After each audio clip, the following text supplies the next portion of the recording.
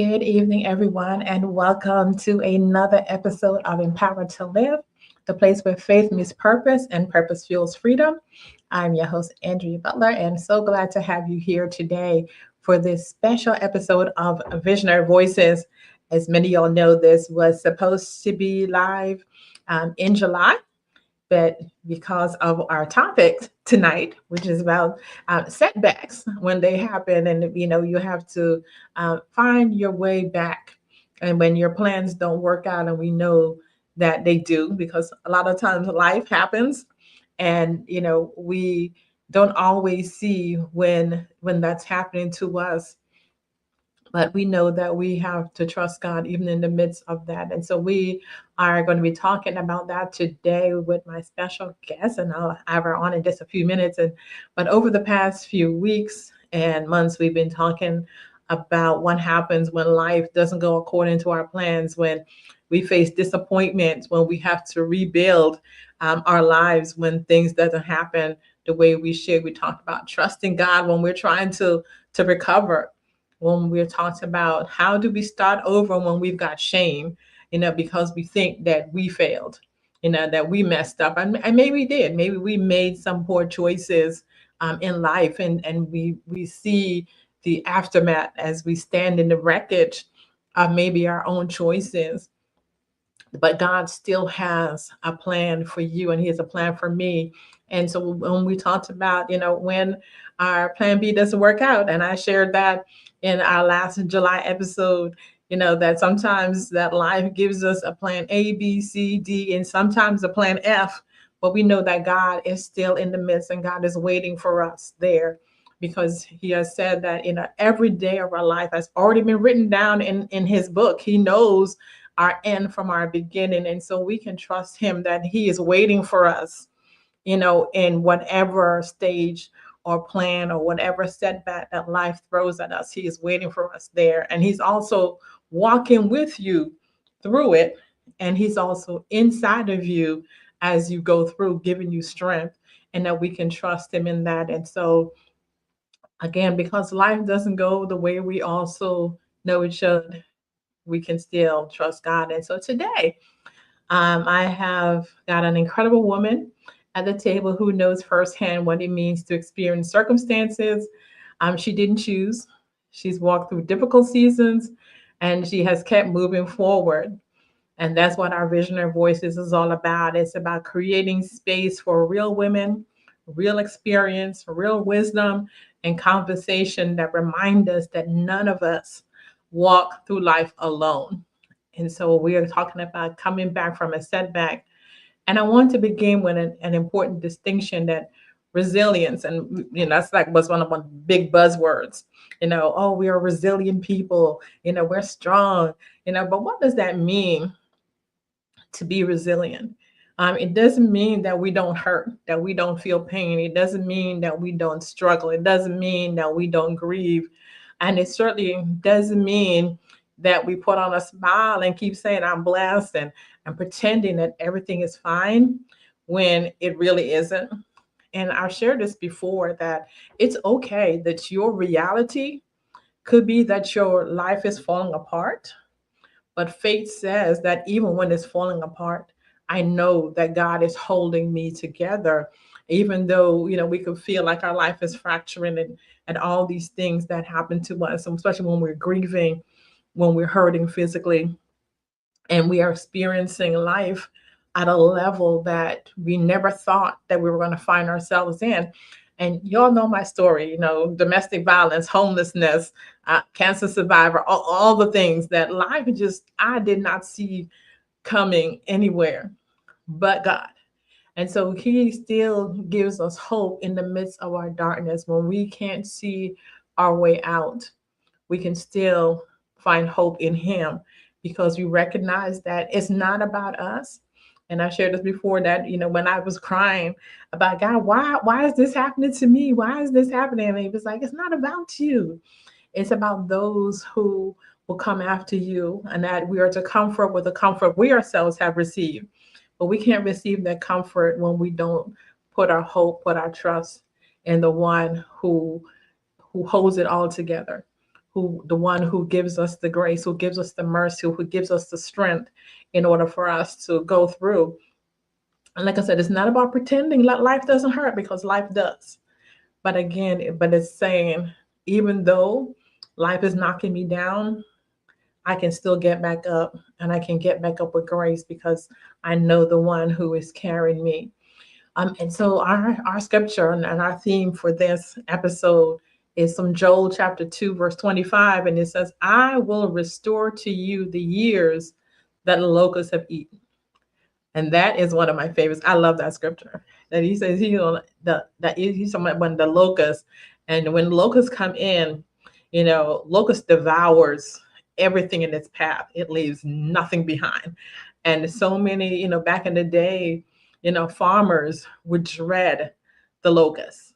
I remember when we lived in Texas, and there was there were locusts everywhere. There were so many of them. You were just walking on them, and they were just ugh. And that was that picture of seeing them just turning like these fields black. um, this was a vivid picture for me, and what it looks like for the locust to eat up everything that you have. And sometimes the life is like the locust. You feel like, one thing after another can happen, and you feel like every reserve that you have is gone. But God says, I will restore to you the years, not just the days, but the years that the locusts have eaten away. And that promise of restoration doesn't mean, again, that difficult seasons won't happen. It doesn't erase the loss that we feel, it doesn't erase the pain, but it reminds us that a loss doesn't have to have the final word, that God is still at work, that God will restore, that God can redeem, and that God can still bring purpose out of the places that we thought that were permanently broken. And that's really the heart of today's conversation. And so I want to bring my sister to the table, Pastor Lakeisha Singletary. We have known each other, oh, what, about, I want to say about 13 years or so, give or take. We used to work together, and God just connected us and in a friendship. And so I am going to bring her onto the table. And so please welcome my friend, my sister, Pastor Lakeisha Singletary. Good evening, Pastor Lakeisha. So glad to Good have you. evening. Thank you for having me. You're welcome. Thank you, thank you, thank you. And so I believe our stories can inspire and heal others. And so let's embrace vulnerability together. And I believe we'll hear that some common truths, that healing is possible, recovery is possible, growth is possible, even after a setback, that purpose is still possible. And so, I share all the time that God wants to use even a broken vessel. And I shared, one of my favorite quotes that I came up with years ago, that even a broken cup can still give water. Yes. It can still hold water, and it can still have a purpose in giving life to someone else. And Yes. so before we get started, I want to give you a chance to introduce yourself, and tell people like what projects you're working on and where people can connect with you. And take it away, telling people all about yourself. So, Lakeisha. All right. Well, hello, everyone. God bless you. My name is Pastor Lakeisha Singletary. I am from North Chesterfield, Virginia, um, by way of New Jersey. Born and raised, I'm a New Jersey girl. Um, I am the senior pastor of New Mercy International Ministries, where we're right here in North Chesterfield, Virginia. As of right now, you can find us on Clubhouse every Tuesday, every Sunday, every Tuesday at 7:30 p.m. Eastern Time, every Sunday at 10 a.m. Eastern Time. And so I'm just excited to be on the call. I am the second youngest of six siblings. Um, we and all six of us, it's all girls. And I just thank God. I thank God for this invitation, Minister Butler. And I want to say this is special for me, and I knew that this was God ordained because I have a story, and there are so many things that I can share, and I know we're going to get through some questions, but as far as what I'm currently working on as of right now, we are preparing for our When My Sister Prays. This is an online virtual conference where we have different and we have a dynamic lineup of women that are going to come together. We do this every October. So this will be our third year having When My Sister Prays, where we focus on a woman of interest in the Bible and some prayer points so that we can encourage the women. Um, and as of right now, that's the besides that, I am also working on I started writing again. I started writing again. So I have some projects that I'm currently working on and up and coming. And so I'm looking forward. I'm working on a journal right now, working on just writing. I want to share that. I want to do say too much prematurely, but I am grateful that the Lord has put it in me to start writing again. And so I'm working on a couple of projects and things. And so more details to come. More All details. right. So yeah, so we'll keep you posted so we can share that with our audience when and Absolutely. when time is ready. And so, like you said, you do have a story to tell, and Mhm. I think we all do in our, and so there's no single picture of a setback. Sometimes it happens suddenly. Sometimes it develops over time. Sometimes everyone around you knows that you're going through it. And sometimes you're carrying it by yourself and nobody else can see it and nobody knows. So let's go back to where these journey began. And so when life doesn't go as planned, sometimes when we tell our stories from the other side, when we get through to the other side, we crossed Mhm. over the cross our Red Sea, and we look back, and we're standing on the shore, and we got our tambourines like Miriam, and we're Mhm. praising God. But we forget that we were the other side when we were complaining to God, and we're like, "You brought me out here to die, God? Did you bring me here to kill me? I Yes. wish you hadn't done this, and maybe if I hadn't gotten saved." And I know some people, that's maybe some people's story. And we get there, and then God makes that way through the wilderness for us. And we know that we got through, we survived. And Mhm. so looking back, what was a major challenge or difficult moment that changed the course of your life? A major challenge, I would say, from a ministry perspective, one of the challenges that I would say I made a challenge was stepping ahead of God. And sometimes we can do that thinking that we are doing the right thing, but only making a mess of things. And so um, there was a point in ministry early on. I've been pastoring um, for 17 years now and going through different transitions in ministry. There was a point when I first started out where um, I had taken on what was someone else's assignment, thinking that I was doing the right thing um, because I considered the sheep. And it wasn't what God had called me to do at that moment. And it caused it caused a lot. It was a trickle down effect because although I knew the backstory, the people didn't know the backstory. So it was hard in some instances for Pastor Lakeisha to be received. It was hard because it's like, wait, what's going on? Not everyone is apt to transition. Not everyone is receptive to transition. So it made it challenging for me because I'm trying to show you love, but at the same time, you're fighting against me. You're fighting against the cause and everything that I'm trying to do. And um, so what happened? I had to go to God. I went to God and I'm like, God, I thought I was doing the right thing here. What are my next steps? And God told me to shut it down. And when He told me to shut it down, I felt like I failed the people. I felt like I failed the people. I felt like I failed as a pastor, but it was not my assignment. Now, did I know that initially? Absolutely not. I didn't realize that until after everything had taken place and I was drug through the mud and, and all this stuff. And I was like, okay, God had to show me that this wasn't your assignment. Your work is just beginning. And so I would say that that was one of the most challenging and hard experiences that I've had to go through from a ministry perspective. Yeah. And I mean, while you were talking, I was thinking about, uh, Abraham.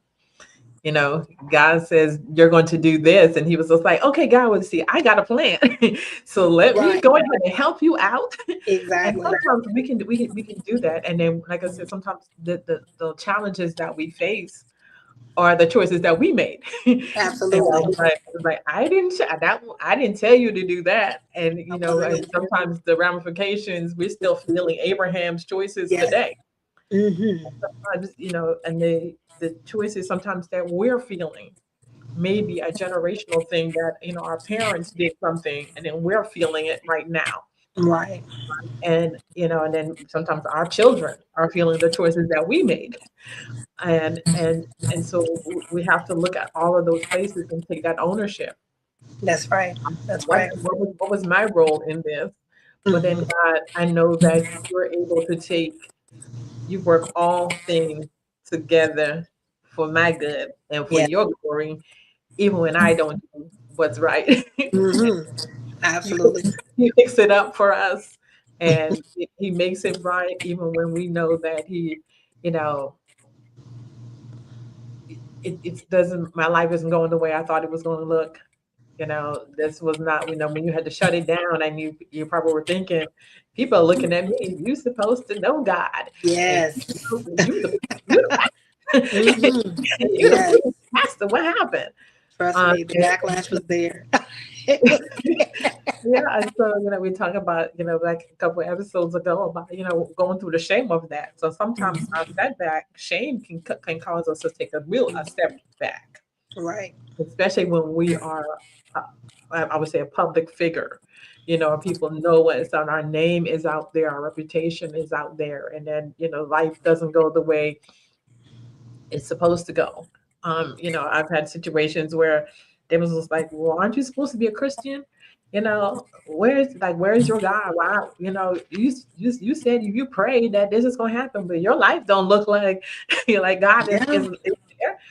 But I'm saying God is working. God never promised us that life was going to be good. I saw you want to say Absolutely. I was. It's funny that you said that because on this Sunday I just talked about Lazarus and how those that were consoling and that were grieving with Lazarus' sister Mary, they were questioning Christ's capabilities and what he was able to do. Like, is this not the man that, that caused the blind to see? Is this not the man, and you're absolutely right. When you are in that position, people will question, okay, the God that you serve. Mhm. And what I have learned is that, just because I have a title, just because God has called me, I'm not exempt from going through anything. I'm not exempt, like you said earlier, from heartache, heartbreak. I'm not exempt from, just circumstances and troubles coming, storms. And so I think that that's one of the biggest misconceptions of I would say a non-believer or someone whose faith is not where one who is stronger, one who has a stronger, faith or connection with God is, because I don't know why or where the misconception came from, but life is hard Mhm. at times. It's hard at It times, and is. so absolutely, I would have to agree. You're gonna have those people that are gonna question. Okay, well, where's the God that you serve? You're going through this, or your family is going through that, or you're experiencing this, and so yes, you definitely will have those individuals that are going to be on the sidelines talking. Yeah, and I was just thinking about Jesus on the cross. Like the other thief was just like, if you're supposed to be the Son of God, save yourself and us Save too. yourself. Absolutely. Save yourself and us too. And Absolutely. sometimes people look at our lives and it was like, well, this is what being a Christian is all about. I don't want no part of that. Right. Absolutely. And so we recognize that, when Adam first sinned and sin entered the world, people make choices that Yes. affect other people's lives. Like I said, sometimes we have the generational things. We have, people making decisions because we live in a selfish, fallen world. And Hmm. so people make choices. There sickness is in the earth, and so we're going to get sick. There's never said, supported onto man, somebody's going to die, that we're going to Right. die. And this Right. body is going to be fading away. We no longer have that realm of living in this natural body for a long extended period of time like they did when you read the Old Testament. We're in this New Testament world and the way we live right now because of sin, death is sickness, Right. loss is. And so we're going to be Yes. leaving all of those things, but he doesn't accept us from that. And so it's recognizing that just because you belong to God does not mean that you are exempt from the consequences of the life that we live Absolutely. in the fallen Absolutely. world. And so one thing we don't always talk about enough is the emotional side of setback.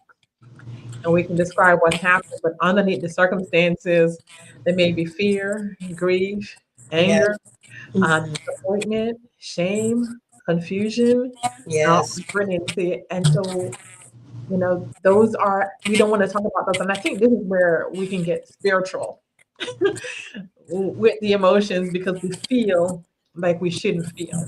Right. We shouldn't have emotions when life doesn't go the way it was supposed to go. And so, what emotions were the most difficult for you during that season? I well during that season, I've experienced a whole lot. It seems like all around the same time. um, One of which around that time, um, or right before that time, I would say, I had gone through a period of loss, and when I mean loss, like I went through a stripping period. So, as I stated, I'm from New Jersey. When I got to Virginia, um, I had one sister here. My parents were here, and New Jersey is all that I've known all my life. And um, I went through this whole period of God sending me to Virginia, knowing that I had an assignment, not sure what that assignment was. But God brought me here, and then I went through a stripping period that He pretty much prepared me for, um, that it was coming, but not how I was going to be sustained. Mm. And so, um, with that being said, with me going through lost my house, lost my car, the Lord told me to leave. I transferred to a job with the company that I had in New Jersey. Um, the Lord told me to quit. So, the human thing or the the conscious thing to do was what my natural father would always say: you don't leave a job without having one, Mhm. uh, because you have, to maintain, your lifestyle or your bills. And so, when nothing opened up, because I felt like, again, sometimes we move outside of what God is telling us to do, nothing came up. So I had no other choice but to trust God.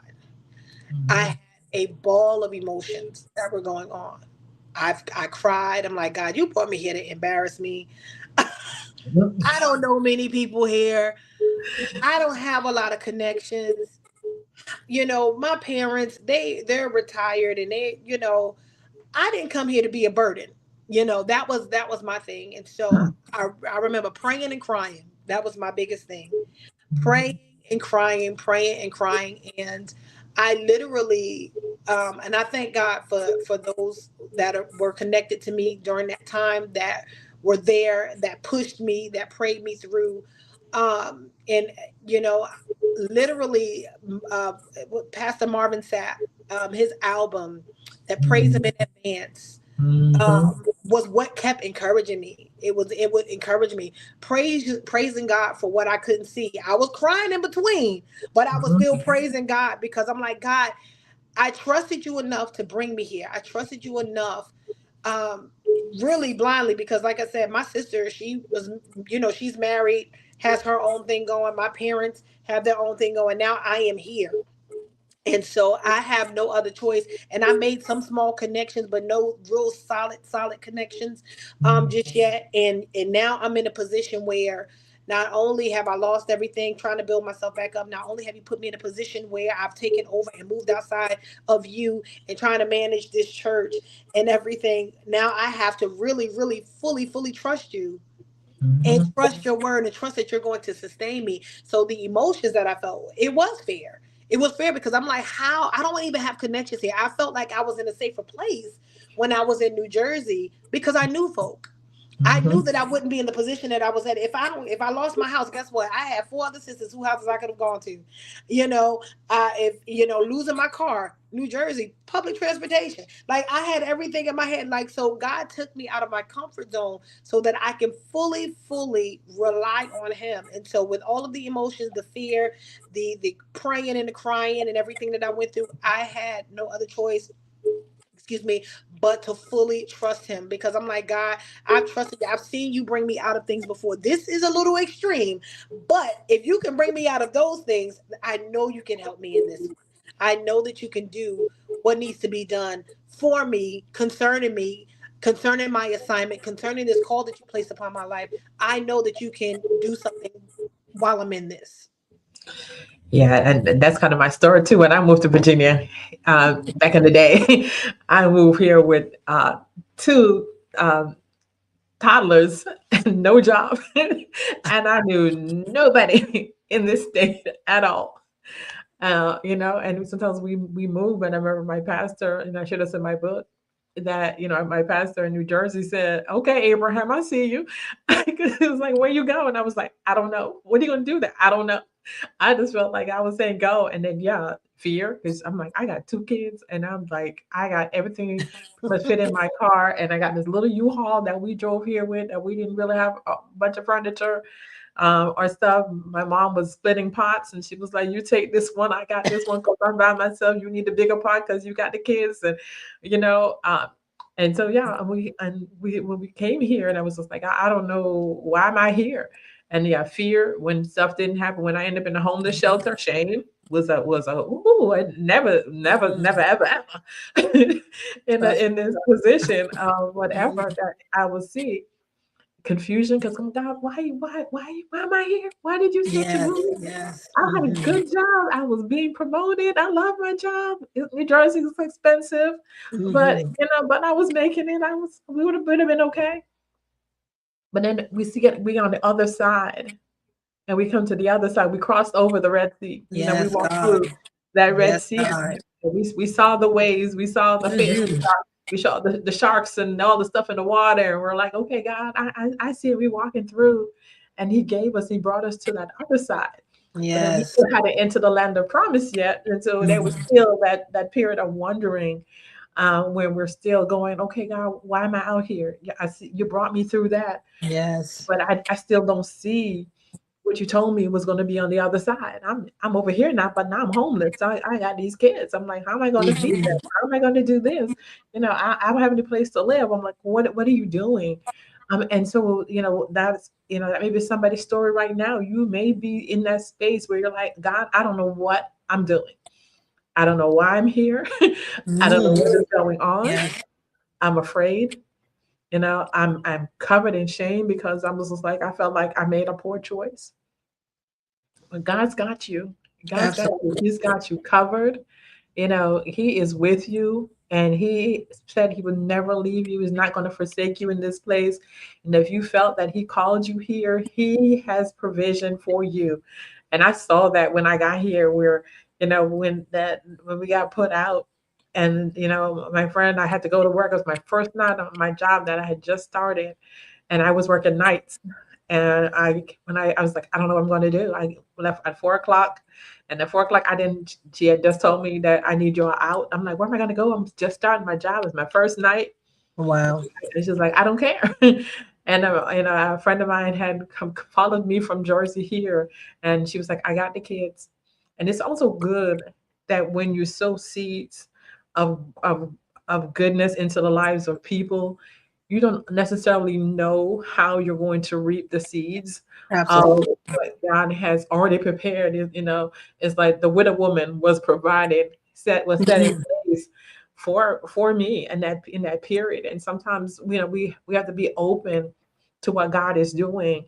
And sometimes we feel inconvenience when God is saying, do this, help Yes. this person. You're like, I can't even help myself. And I remember helping this lady. She had to go to work, and her husband had gotten deployed, and she was just like, can you watch my kids for me? So I had her kids and my kids, and the lady that I was staying with, her grandkids, and so I had all of these kids, and I'm feeding and taking care of them and all this other stuff. And so when I didn't really know this lady. She trusted me with her babies, to watch them. Desperate times. And Desperate times. so when I Wow. came so when I came home that night, my friend was just like, the kids are asleep. I found them a place. I'm like, where are my kids sleeping? And she was like, the neighbor whose children you were watching, she said you can come and stay here. The girls are sleeping, all the kids are sleeping. We put them all to bed. They already bathed, all the stuff is ready. They're there. She said you can Wow. stay here. I had met this one lady, we visited this one church. And then this is before cell phones, and my friend had called her, and so she was just like, okay, I'll come get you in the morning. And she got us the next morning, and she was like, you can come stay with me. She had 2 bedrooms. And so we were in the back room, and, with her. And then she was just like, I know some people. And she got me connected to social services, and all these things just kind of started moving. Wow. So I Wow. tell that story that sometimes a lot, it's that's your setback is the foundation of the purpose that God has for you. Absolutely. And so we don't know, like when you came here, God had your purpose already mapped out. But all you saw was like, God, the disappointment. I got Yeah. what happened? You left me out here. You called me here, and I'm in this wilderness now. And so God had a plan for you, and so we can still trust God in the midst of disappointment. We can Yes. grieve and still have faith, and we can question God and still believe. The two, not necessarily that we can be like the father that brought his son to Jesus, and he was Mhm. just like, look, I believe you, but help the parts of Help me my that unbelief. that Right. don't Help my believe right unbelief. now. And Yes. so you could be struggling, and you're like, God, I trust you. Or maybe you don't know him yet, and Right. you're like, I've heard about him, and I hear what you're saying, and this is where I am right now. And so the first step is for you to first come into that relationship with Christ Jesus, Yes. and to Absolutely. know him first, and know him as your Lord and your God. And then you can begin to trust that he's Mhm. got you covered. Even when you don't know him, he's still got a plan for you. It's like we're talking about the thief on the cross. He was there. He was just like, I got my issues here on this cross, and I'm here for a reason because I Yes. made some choices. And he was just like, all you got to do is trust me. And he was like, today you're going to be in paradise. And Mhm. sometimes paradise is a journey. It is. It It's, is. it's a journey. And so when we think back to one of maybe the lowest moments. And what did you believe about yourself, your future, or God that you later discovered wasn't true? I would say, and I'm going to go back to me losing. Um, what I've learned during that period was that my faith could continue to grow, and what I mean by that is that I said before, I said to God, I literally had a conversation with God. God, how am I here? How did I leave a place of comfort? I had a nice place. I had, my family, a majority of my family there, my friends, my colleagues, um, everything that was comfortable to me. You told me to come here. I'm thinking that I'm going to be good. It's going to be great. And it's not that I didn't have a relationship with God, because I did. I was brought up in the church. I was, but I did not have a relationship, a solid relationship until later on in life. Being brought up in the church and being associates, and this is one of the things that we have to learn too. Having an association to God and having a relationship with God are two different things. And Mhm. so, um, when I went through everything that I went through, I had no car, I had no job, I had no house. God opened up portals where strangers were literally blessing me. If I can be transparent, my parents, they when they where they were living, it wasn't like a private home. They lived in like a senior development, so you couldn't have, guests, and you couldn't have, like, I can go visit, but not to come and live there, because that will change and it will alter what was set up for them. And so God literally caused strangers to bless me, which increased my faith. And it increased my faith to the point where I'm like, God, okay, I see where we're going with this thing now. I see that this is not about Lakeisha. This is not about me. It's about you getting the glory. I remember there was a gentleman, and I was still going to church. I was still doing everything that I needed to do. God had caused me to connect with a young lady in my church too, as a matter of fact. One of which, I started out when I first lost everything. I had some things at her house, and I'm like, listen, I'm not used to sleeping on anybody's couch and all of that stuff. Again, there's that shame part, but I was blessed that she opened her doors. I'm a stranger to her. It was just, we had a kinship, and she blessed me. Another young lady, she opened her doors, and I ended up staying with her for a little bit, and we were on our way to church. I remember, because I was a real stickler for time, but when you're not in your own vehicle and you're not, you have to depend on other people. And I remember going to church one Sunday, and there was a gentleman that came in, and we were there early. We were there on time. And we usually, if it's something that needs to be done in the church, if something needs to be swept or whatever, I come in and I would get my hands to moving, whether I got to sweep. And I wasn't, I'm just minding my business at this point. This gentleman came into the church. He wasn't sure if he was just coming to sit in on the service or anything. He came up to me and he said, you know what? The Lord had me, and this is before, and I want to make the distinction that this is before I took on that project of, taking on the church and all that stuff. But he did say to me, he said, the Lord wanted me to give you this, and he handed me an envelope. He handed me an envelope, and it had money in it. Minister Butler, and I'm so honest. And when I tell, I just sobbed, and I just sobbed. And before when I was like, okay, for me. And when I went to tell him thank you, he was gone. He was gone. And I sobbed and I sobbed, and I'm getting emotional now. But it was such a blessing because it increased my faith, because God said he was going to call strangers to bless me. As long as I trusted him. And that was the thing, because when I told you all, I cried. I cried. I had the fear, and I'm like, God, what's next? Like, not what's next on the list, but what do I go from here? What do I go back to New Jersey? Do I go back? What do I do? Because that was where I'm like, okay, and I will say this. I went back home for like 2 weeks. 2 weeks I went back to New Jersey. The young lady whose place that I stayed in, she and another friend of mine, they drove all the way from Virginia to come back and get me, because they believed in what I they drove all the way from Virginia and came and got me from my sisters to bring me back to Virginia. What was I going back to Virginia for? I still didn't have a house. I still didn't have a car. I still didn't have a job. But I'm like, okay, God, you're causing all this to happen. Something is going to come out of this. You're going to get the glory out of my situation.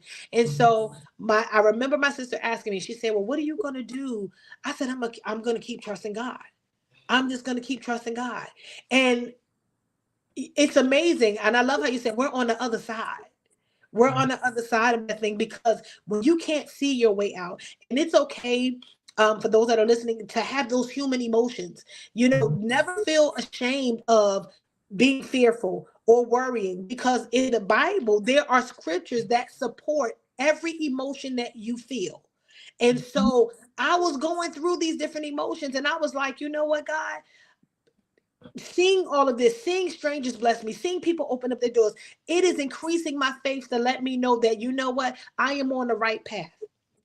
I'm on the right path to this thing. I'm on the right path to trusting you. I'm on the right path to increasing my relationship, because it made me not only trust God more, but love God more, and expect, again, we have an expectation, from God, just like he has an expectation from us. I am a firm believer. that he is Abba Father and that I am his child. And so, what I have learned, and this is one thing that I've preached about, was to stay in a child's place. When we trust our parents to be parents, listen, the right parent is going to make sure you eat, make sure you're bathed properly, making sure you're taken care of. This is what God does for us. This is what Mhm. God does for us. And so, I am mindful of, I was always mindful when my parents were alive to stay in a child's place. I didn't get involved and say, okay, let's all sit at the table and let's pay bills. That wasn't a concern of mine. My concern was playing with my younger sister, doing what I needed, watching cartoons or whatever the case might be. And so, although this is a different situation, but this is how much I trust God, not playing the games and all of that stuff. However, just trusting God to take care of me. Mhm. And this is what he did. So it increased my faith. It made me trust him more. It made me love him more. And yeah, that's just where I was. And that's the important thing about staying in that child's place too, and don't worry about where the meal's coming from. And this is why he Yeah. told us to be like little children, Yes.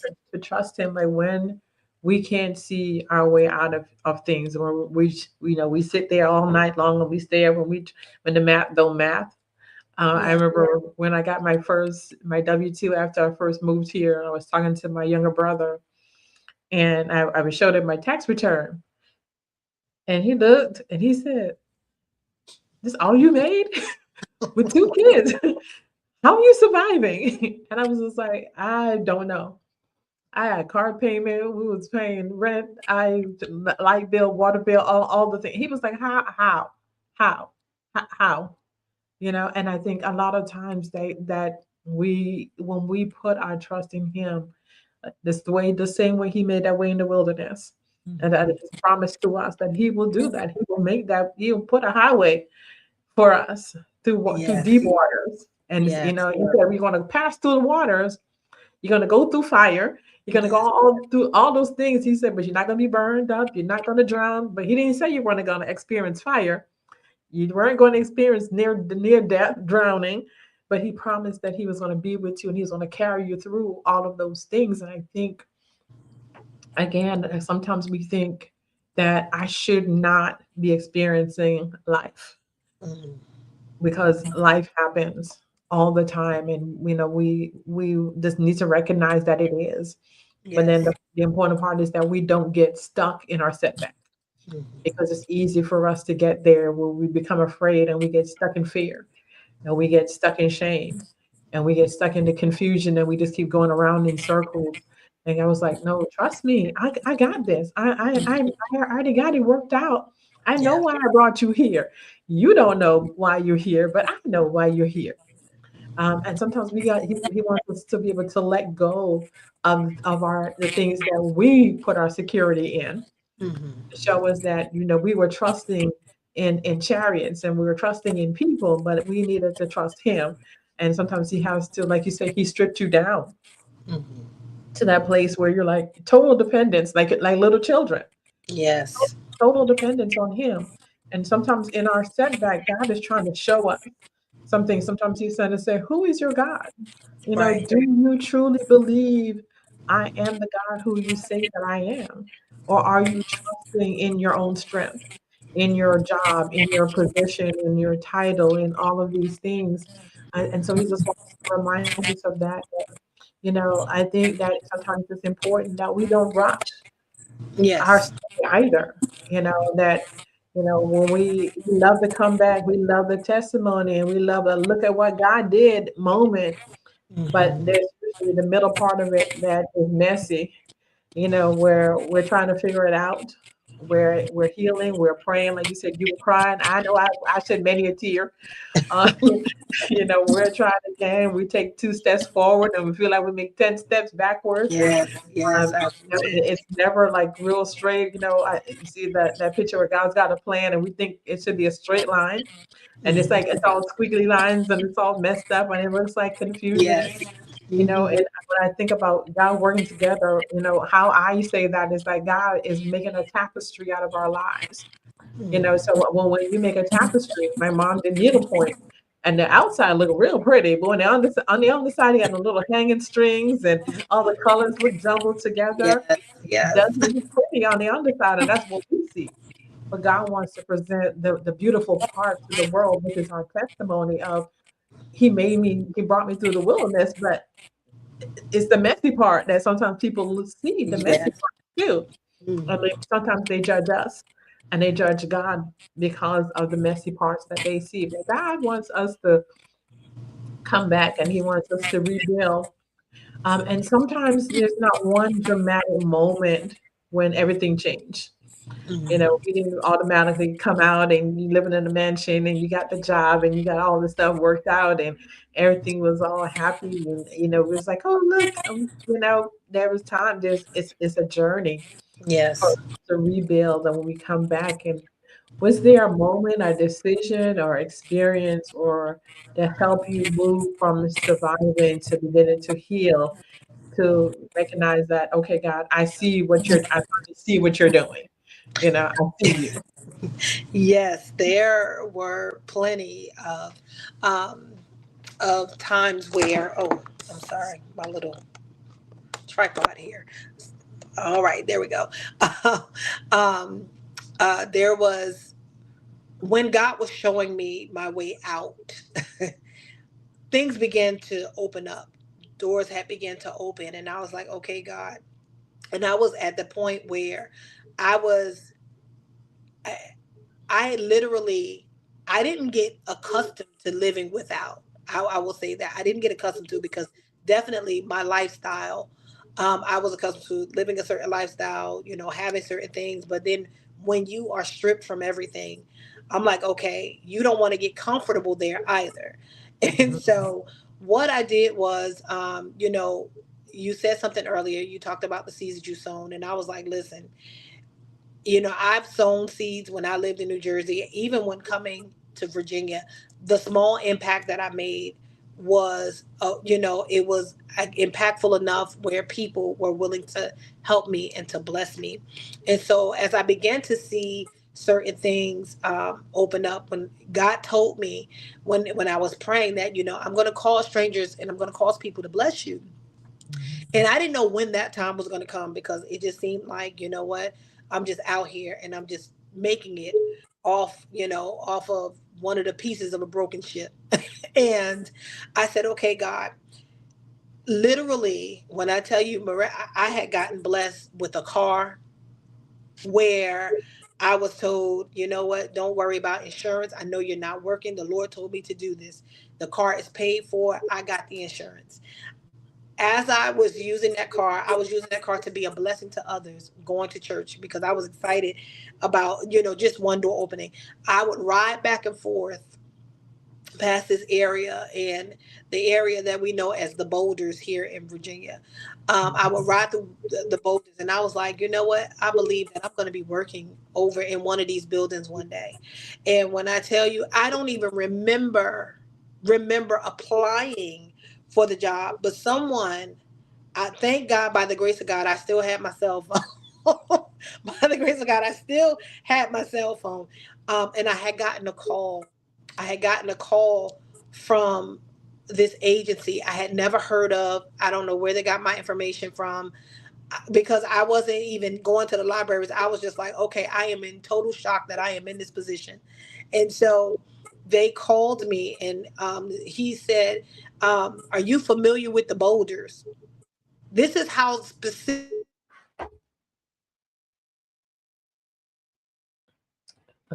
We lost Pastor Lakeisha. And I'm sorry about that. Um, this is how specific that God was when, and he told me to ask me anything. I remember being in the service, the man of God, ask God anything. And I'm like, nah, I've been talking to God. I've been going through some stuff. And so I wanted that, um, I said, I'm going to be working in the boulders. This call comes through. The man is telling me, have you ever heard of the boulders? And I'm like, yes, I have. And so he's like, can you come to our office today? I had no idea where Short Pump was. I wasn't even in Virginia long enough to know where anything was when I lost everything. So I was like, okay, I'll figure it out. I will figure it out. I'll get to you. And when I got there, he said, as a matter of fact, you know what? You don't even have to come to Short Pump. If you can get to the Boulders and go through this interview, and I did all of that, doors just started opening back to back. And what I want to say is that sometimes your go through is not as long as you think. I felt like it was an eternity. I'm like, Lord, are you serious? I'm going through this and I'm laying on people's couches. And even though I had my own stuff, I moved here with my own stuff. And I started out laying on someone's couch. The young lady that opened her home to me, she said, well, you know what? Don't pay for storage. Bring it. I don't have furniture in my house. Bring your stuff here. It's fine. And so I found myself in, other people's space. And I'm like, just dealing with everything. But God began to open up doors. And then that was a short transition because although she opened her doors, I said, listen, I'm not going to be here that long. I'm not. I didn't even make myself comfortable to the point I slept on my own couch in someone else's house. I slept on my own couch in someone else's house. I said, we're not going to set up the bed. We're not going to do all that stuff or whatever. It's not even necessary because I believe God. And God opened up. I'm telling you, I'm going to be honest, Minister Butler. I don't even recall, and it happened because trust me, people have been there, they've witnessed it, they talked about me, they did all of that. But it's funny how God will redeem the time and will make it seem as if you never even went through anything. When I tell you there was no place but up after I had gotten that job, after I had gotten blessed with the car and gotten blessed with my own home again, it was just no place but up. And so to answer your question, I know I'm kind of going around and adding more. I'm telling you, it was just the way that God did everything.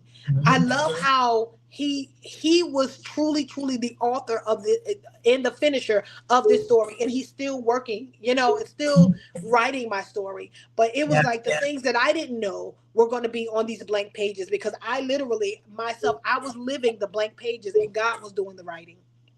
Yes. God was doing the writing. And so I can honestly sit here and say that I have truly, truly been blessed, by the way my story has gone. Because if I told anyone, they wouldn't believe, but miracles do happen. It was a miracle that I had gotten this car. I mean, to somebody else, it wouldn't have been the best, but it was the best thing that I could have. Thank you so much. I don't have to, all I have to worry about is gas at this point. Thank you. Thank you so much. Even the comfort of being able to lay my head down, whether it was on the floor or on the couch or in my own bed, if I wanted to set it up, the blessed part about it was that God was showing up in ways that I couldn't have even thought of, especially because I was outside of my comfort. Mhm. Yeah. Yes, and that's how setbacks puts you outside. I think it's designed like the mother eagle. You know how she stirs the nest and she takes all the comforts out in Yes. order for the eaglets to soar because they become comfortable on the place, Mhm. on the padding that she has put in place to nurture Absolutely. them in that weak state. While they're in that infancy, but then as they begin to grow, she's like, you got to get up out of here. And she starts taking out the comfort in allowing them to soar into purpose. Because, eagles weren't, they're mostly solitary birds you know, Yes. and so they go to the highest place. But if they stay in that place of comfort, they'll never grow. That's right. So sometimes life will happen. God allows things to happen to us, around us, so He can remove the comforts that we've gotten accustomed to because we're Yes.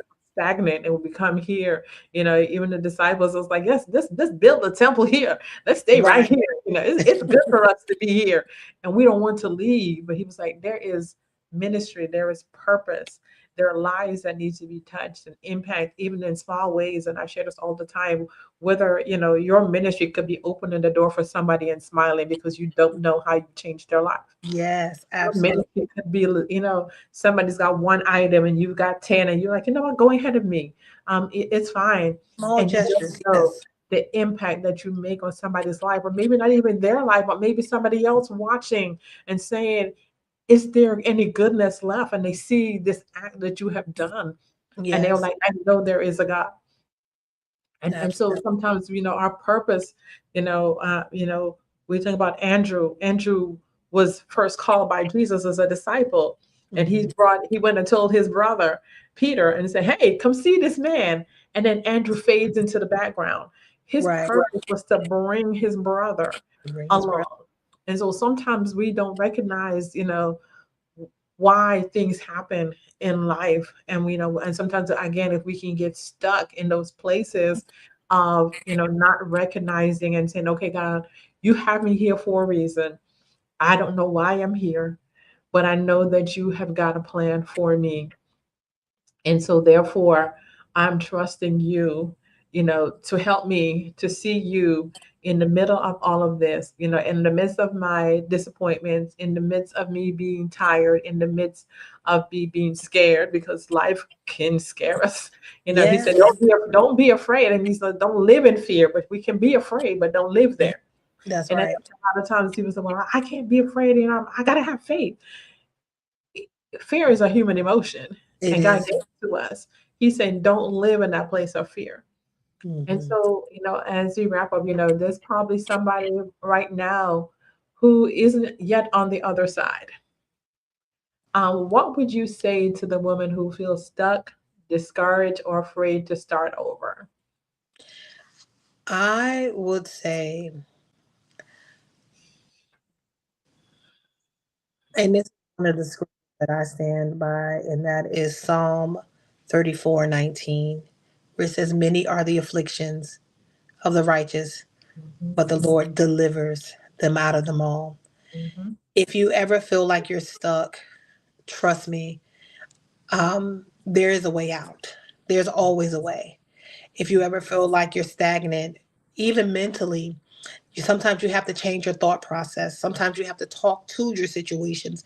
And sometimes, and if I can be honest, like I was just sharing with you earlier, I had an emergency room run just a couple of days ago. And I talked to my situation. I know God to be a healer. I know God to be a way maker. And I understand that not everyone is there, but sometimes you have to talk to your situations because we do have power in our tongue. We have the power to speak life. Even though that you may not say, well, how? All you have to do is show up and activate it by opening your mouth. All you have to say is the simple words. It won't always be like this. mhm, Listen, this won't always be my situation. My mhm. circumstances does not determine my future. Yes. Better days are ahead of me. Starts with simple and positive affirmations, because guess what? There have been many times where I've had to talk myself, even as a pastor, because before I am a pastor, that's just my title. I am Lakeisha. That's who my mama named me.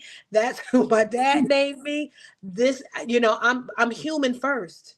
So Mhm, I'm going to feel those human emotions. You're going to experience those things.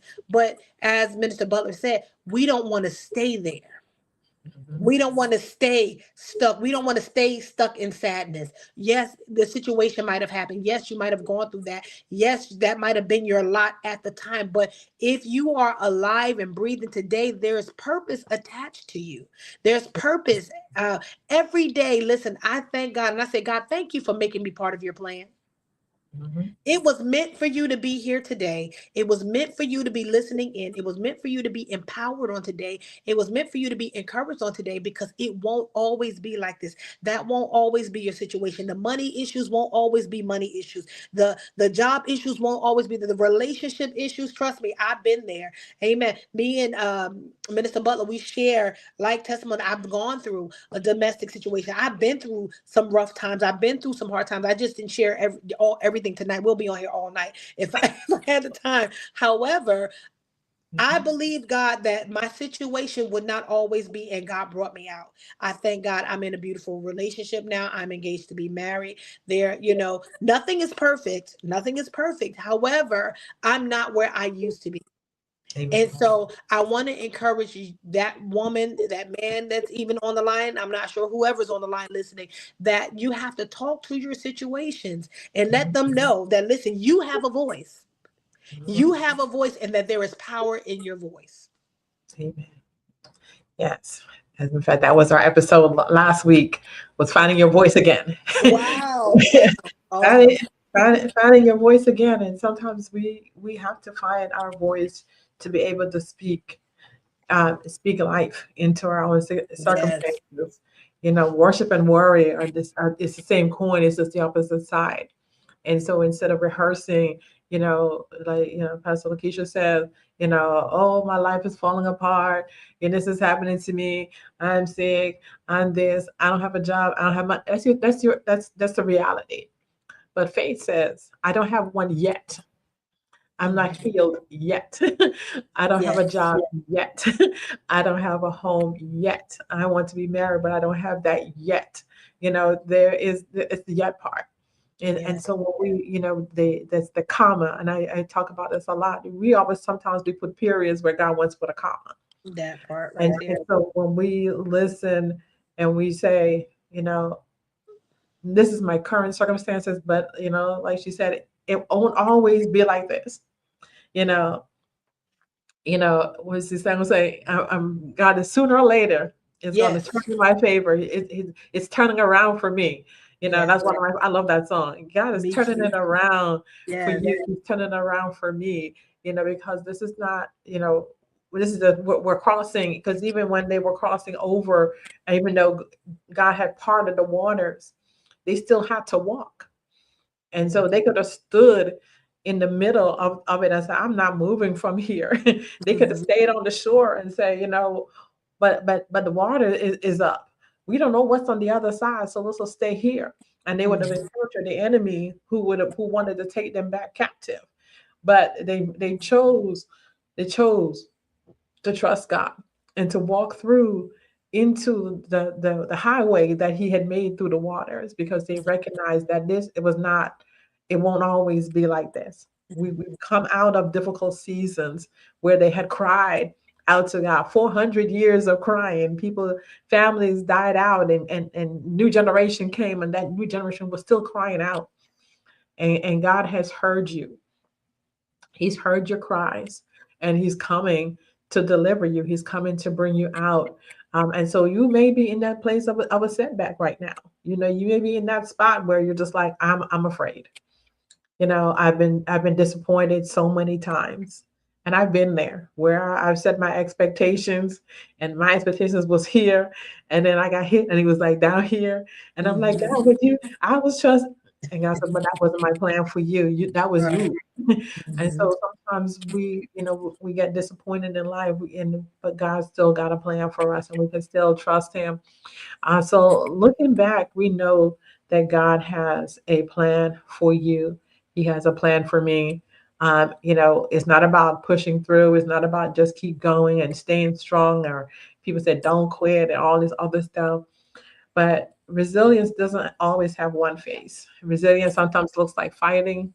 Sometimes it looks like resting, because sometimes we're just tired. Yes. And we just need to, we just need to take a nap. and, Mhm. and allow God to, think about Elijah when he was going through his moment, and he was just like, Lord, just take my life. I'm tired. I just don't want to be here anymore. And God was like, go lay down. Go lay down. That's Go it. lay down. So sometimes That's it. sometimes it means asking for help. Hmm. I am one. I don't like asking for help. That's Lord is working on delivering me from that, because I don't like asking for help. Hmm. I've been here, and it was like, call me if you need anything. Call me if you need anything. And I was like, I need something. I'm like, I hate bothering people. And I was like, So y'all pray for me on that one. Sometimes it's starting over. I've had to start over a bunch of times. So sometimes it looks like finally saying no, because sometimes Yes. no is a full sentence. And that's something that I have learned. I've learned, and I am learning to say no when I know that I'm tired. Sometimes we need to rest, and sometimes we have to say no because people will put things on your plate. And go back and look on the episode I did on boundaries. Sometimes it looks like trying again, and sometimes it's simply waking up and deciding I'm still here. Yes. I'm Yes. still here, and Showing up. showing up. Just say, God, I woke up this morning, and so I know you woke. I opened my eyes. I'm on the top side of the dirt. So God, I know you still got a plan for me, and I know Yes. that you're going to work it out, and you're going to you're going to turn it around. And I think it's important that we can put pressure on ourselves to bounce back. Hmm. But maybe resilience isn't always about bouncing back. Sometimes it's about moving forward differently. We have to do it a different way. Change your And strategy. Yes. we got to change our plans. And so you don't necessarily have to return to the person you were before the setback, because you've learned some stuff, you have changed, and God has a plan for you. He is working it out, and we can trust Him for that. And so as we again close out today, we trust Him. So what part of I want to just ask the audience, you think about this, you guys know we got a challenge. And so what part of today's conversation stayed with you the most? Is there a setback that you're still working through? And how might God eventually use something from our story to encourage you or to help someone else? And think about that. And so your challenge for this week is think about one thing that you've learned from your setback that you've experienced. Think about what you've learned, what boundaries you may need to set up, because sometimes that's important too. Because sometimes we find ourselves in places because we don't know how to set boundaries, and so maybe something that we need to do. So kind of think about the place that you're in right now, and what might God be teaching you in this moment, that He wants you, a lesson He wants you to learn, and also how can you share that with somebody else. And so I want to thank you all. Thank you, thank you, thank you, my sister, for being here. I so appreciate you joining me on this evening. Um, I was telling the other Pastor Lakeisha, I said in December, we was going to wrap out our Visionary Voices guests in December. And so we're going to come back and talk about, as our year wrap up, kind of the lessons that we learned in 2026 and how might we push forward into 2027 with new purpose, and how can we encourage others as we continue to grow. So again, thank you all so much. Next week we will start our new series, and so we'll look forward to that.